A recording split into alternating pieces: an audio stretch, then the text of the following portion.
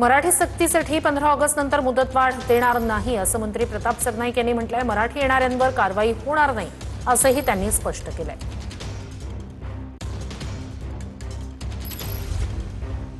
राष्ट्रपती आमच्या विनंतीला मान देऊन पूर्ण मराठी भाषा अभियान जे शिवसेना प्रमुख हिंदू हृदय सम्राट बाळासाहेब ठाकरे यांच्या नावाने आम्ही काढलेलं आहे त्याला प्रतिसाद दिला आणि त्यामुळे ही 105 दिवसाची मुदत दिली।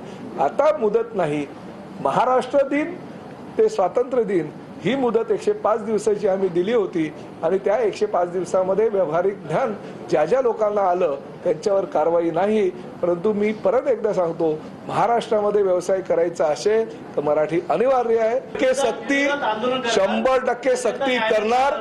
महाराष्ट्रामध्ये व्यवसाय करायचा असेल तर 100% मराठी अनिवार्य आहे। जुजबी ज्ञान हे यायलाच हवं, तेवढं मराठी तुम्हाला शिकायलाच हवं आणि त्यासाठी ही जबाबदारी आमची नाहीये। परंतु आम्ही मानवतावादी दृष्टिकोनातून हिंदी भाषिक जे आहेत ते आमच्याकडे जर ड्रायव्हर म्हणून काम करत असतात तर त्यांना कुठेतरी मराठीचं ज्ञान यावं यासाठी ही जबाबदारी राज्य शासनाने उचलली होती। ती आमची जबाबदारी नाहीये, पण मानवतेच्या दृष्टिकोनातून आम्ही ती जबाबदारी स्वीकारलेली आहे आणि त्या पद्धतीने आम्ही